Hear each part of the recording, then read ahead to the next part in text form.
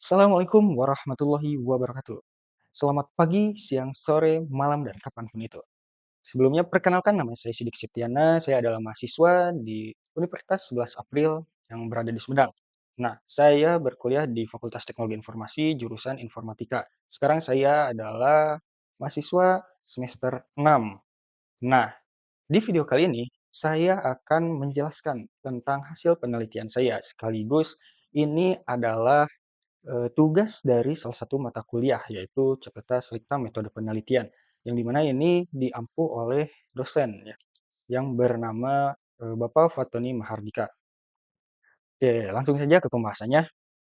Nah, pada slide pertama ini, saya mengambil judul analisis komparasi, decision tree, dan naive Bayes dalam klasifikasi depresi mahasiswa. Yang dimana kita bisa lihat sendiri ya, pada judulnya sendiri itu saya membandingkan dua algoritma ya, yang dimana algoritmanya itu adalah decision tree dan naive Bayes. Nah, dua algoritma ini saya akan mencoba eksperimen ya. Mana sih algoritma yang lebih cocok ya untuk dataset depresi mahasiswa. Oke, lanjut ke pembahasan selanjutnya adalah latar belakang. Nah, pada latar belakang ini, isu kesehatan mental dan tingkat stres di kalangan mahasiswa telah bertransformasi menjadi urgensi kesehatan masyarakat yang mendapat perhatian serius. Nah, biasanya ya, saya rasakan sendiri gitu ya, banyaknya tekanan tugas gitu ya, dari mahasiswa-mahasiswa itu sendiri, terus banyaknya eh, pikiran-pikiran yang dipikirkan sendiri gitu, yang menjadikan mahasiswa itu stres ya, yang menjadikan isu ini adalah urgensi yang harus ditangani dari awal gitu. Nah, pengumpulan data rekam medis mahasiswa seringkali menghadapi kendala privasi ya. Nah, sehingga munculnya masalah kelangkaan data atau data scarcity. Nah, kelangkaan observasi ini memicu tantangan komputasi serius di mana algoritma machine learning rentan mengalami penyesuaian berlebih overfitting. Nah, biasanya data kesehatan mental ini sangat jarang didapati ya dan dipublikasi datanya karena ini bersifat rahasia juga. Nah, di sini saya membandingkan dua algoritma ini ya, yang dimana decision tree yang eh, mempunyai rules-rules atau persyaratan-persyaratan tertentu dengan algoritma probabilitas, yang dimana algoritma ini dikatakan adalah algoritma yang independen gitu. Mana sih yang paling tepat akurasinya gitu. Tapi bukan terhadap akurasinya penelitian ini, tapi bagaimana algoritma ini bisa diterapkan di sebuah instansi akademik gitu. Nah, itu adalah latar belakangnya. Terus tujuan penelitiannya apa sih gitu? Nah, tujuan penelitiannya itu adalah mengevaluasi ketangguhan algoritma penalaran logis berbasis aturan decision tree dibandingkan dengan algoritma probabilitas independen atau bisa disebut algoritma naive Bayes ya pada lingkungan data klinis yang sangat terbatas. Nah, sudah tadi saya jelaskan juga di latar belakang bahwasanya datanya itu saya sengaja terbatas apakah dalam pengujian ini yang mana sih algoritma yang lebih relevan digunakan gitu. Nah, untuk metodologi dan parameternya sendiri ada 3 poin ya, yang dimana satu poinnya itu dataset yang saya gunakan adalah 100 sampel. Yang dimana 100 sampel ini saya menggunakan teknik hold out validation dengan rasio pembagian latih uji sebesar 80/20. Jadi datanya akan saya bagi dua, yaitu data latih ada 80 dan data uji 20 ya. Terus atribut prediktornya. Nah, faktor demografi, usia, gender, program studi disandingkan dengan indikator psikologi, status pernikahan, tingkat kecemasan.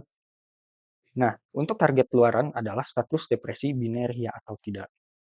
Nah, untuk poin yang ketiga ada pemodelan machine learning. Nah, kedalaman maksimal decision tree dibatasi max depth-nya adalah 3 untuk mereduksi overfitting ya. Nah, naive Bayes diimplementasikan menggunakan varian distribusi Gaussian NB. Oke, kita lanjut. Nah, hasil kinerja decision tree. Nah, kita lihat ya kinerja decision tree itu seperti apa sih gitu. Nah, meskipun akurasinya prediktif tertahan pada angka 65% akibat overfitting, struktur pohon keputusan berhasil mengekstraksi wawasan berharga. Nah, walaupun ya decision tree ini akurasinya mencapai 65%, tapi decision tree ini berhasil membuktikan beberapa poin berikut gitu, yang dimana poin pertama itu ada status pernikahan merupakan pemisah pangkal atau root node yang paling krusial. Terus tingkat kecemasan menjadi prediktor dominan sekunder, dan usia dan pencapaian akademik PK terbukti bukan pemicu utama terjadinya depresi mahasiswa. Wah, sangat eh, menarik ya.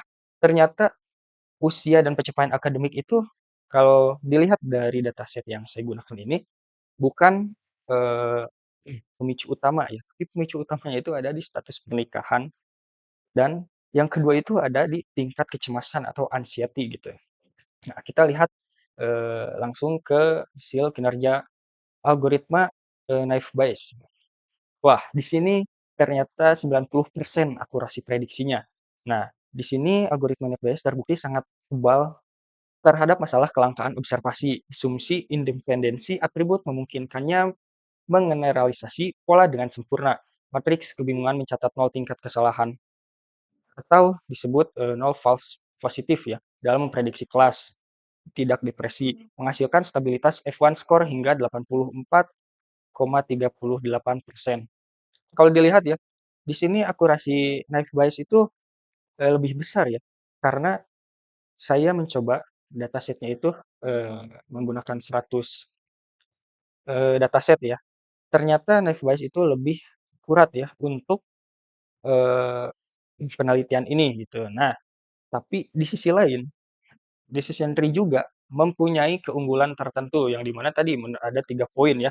Ternyata yang paling mempengaruhi depresi dari mahasiswa itu adalah status pernikahan. Terus yang kedua itu ada di kecemasan ya, kecemasan mahasiswa.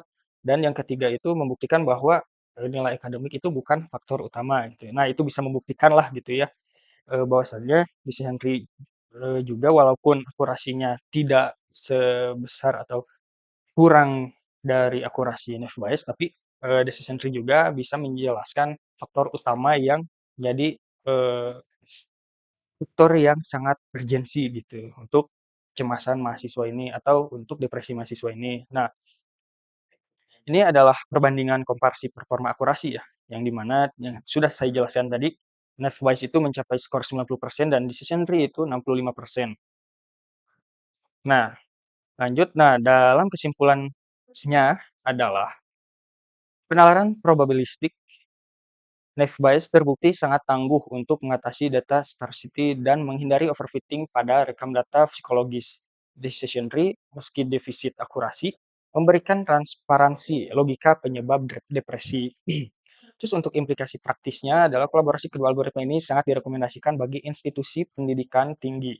Ketangguhan Naive Bayes sebagai mesin deteksi disandingkan dengan transparan decision tree sebagai acuan mitigasi oleh konselor akademik kampus. Nah, baik, seperti itu ya, penjelasan dari, penelitian saya kali ini, yang di mana penelitian ini output-nya adalah saya membuat salah satu paper gitu ya, yang di mana paper ini akan saya submit nantinya gitu. Nah, penelitian ini juga bukan sekadar, eee, kita mengetahui akurasinya itu seberapa besar ya, tapi, saya di sini membuktikan bahwa algoritma Naive Bayes itu bisa digunakan untuk dataset yang terbatas gitu.